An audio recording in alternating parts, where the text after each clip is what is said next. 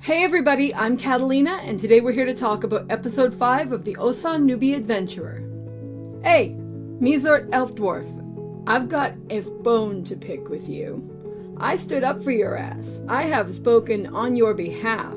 I have tried to make the argument that you seem harmless, and I'm still not gonna go to the extent of saying that you're not harmless, because what happened in this episode was more so the sexualized version of a Bugs Bunny skit than anything else, but you're definitely a pervert, and some people are not going to like you.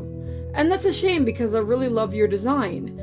Now, I'm not saying outright that I utterly dislike you, but this character is definitely somebody that some people are going to have a qualm with. And I want to make sure that I acknowledge that, because I think that's important.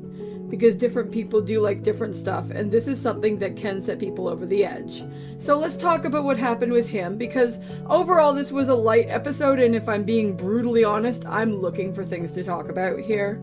Because this was, as far as I'm concerned, super chill and one of the less overall intense episodes of this series so far.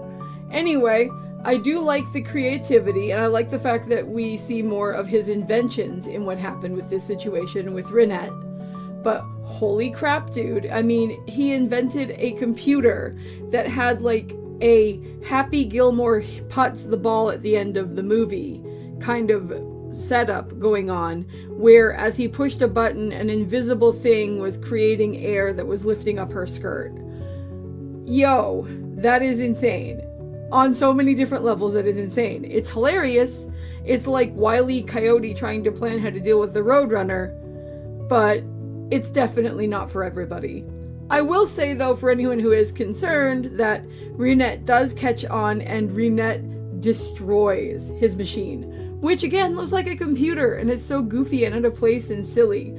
I couldn't believe it was there. I couldn't believe what I was watching. I'm like, what is going on? But if I'm being honest, that really captures the overall theme of the episode, because this episode, as far as I can tell, was meant to be about introducing everybody to the party that Rick is with, and to the different characters, and to just how crazy and dysfunctional this group is. Not out of vicious maliceness, but rather just out of their quirky dynamics in general. I mean, you have what I was saying about Mizet Eldwarf, which was that he was definitely a pervert. And he seemed like the most normal of the bunch, although I do find it funny that his rocket launcher is named Patricia. That's hilarious.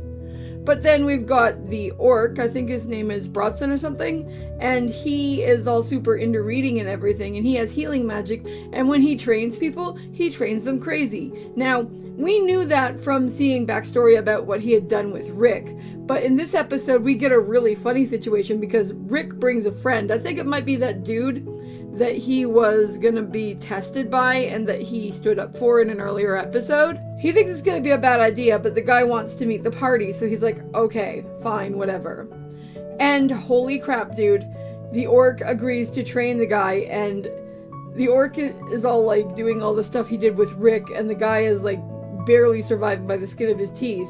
And then basically the orc goes, well, it would be nothing wrong if you died anyway, because then I could just revive you. And it's like, talk about having no concept of, like, the value of life. Like, woo!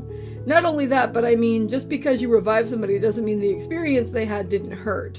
Which I don't think that the orc, likely due to culture or something else I would assume, takes into account. Because if you ever see Rick's facial expressions whenever he's thinking back on his training, like, whoa, it's like cartoon levels of terror, and it's amazing.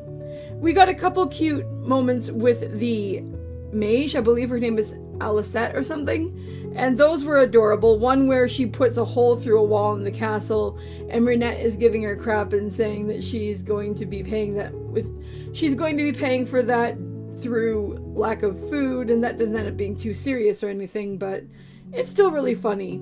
And this basically sums up how the first half of the episode works. And we find out that the party is looking for these things called the 6 jewels, and then the second half of the episode, we actually go on a quest to try and find one of those. When we go on that quest, we go with this rookie adventurer, because 3 members of the party have gone to do this and they need a 4th person, and we end up fighting wyverns. And this is where something I think really useful happens, because this new person is all like, oh, you're only an E, thinking about Rick and everything, and kind of underestimating him and stuff. And then when she realizes they're fighting wyverns, she seems like she's gonna like crap her pants or something. And she and Rick get separated from the group, and then a great big red wyvern, which is almost a dragon apparently, shows up, and she's like, run, run, run, run, run, run, run, I don't want to die, I don't want to die. And then Rick is like, okay, you run, I'm going to fight this. And she's like, you're just an E rank. And Rick is like, I got this, don't worry, like, I'm testing something. And Rick actually punches it, and he literally takes its head off, which was an incredible visual. Totally amazing. But the great thing about it is that what we're seeing here is Rick is actually testing his strength. Rick is advancing. Rick is evolving. Rick is maturing. Rick is realizing that he actually has strength. And we're not just seeing the same thing over and over again where Rick is clueless about it. Rick is actually learning and moving forward. And I am so happy for him. And I was so proud of him in this episode. The other thing I wanted to talk about briefly is this situation where the friend did come to the place where the party lives and did interact with them, and he gave Rick advice on how to get Renette's attention, and that was really funny. And what I liked about it was basically he's like, you just have to find the right opportunity, and then Rick actually chases after her when she's trying to do some cooking and stuff. And that does not work out. It's not like she yells at him or anything, but she is so busy and he's trying to help and probably getting in the way that he doesn't really get a chance to do anything. But I do like the fact that we see him trying, and I do hope things work out for those two because they do seem to like each other. And I'd really like to see good things happen to Rick because Rick continues to be a character who just seems to be a genuinely nice guy. Overall, I thought this episode was pretty good. I don't necessarily think this is the strongest episode that we've had. I think there was a lot of stuff we were trying to cover and that they were trying to show us, and that it was very difficult to get all of that in and to get it in a deep and meaningful way within the time that was allotted. We'll see how things go moving forward. It looks like we're on this new quest to get these jewels. So we'll see how that goes and whether that continues to be our focus or how things will work out. But those are my thoughts. I'd love to know what you're thinking, so drop a comment below and let me know. And I'll talk to you in the next video. See you later. Bye!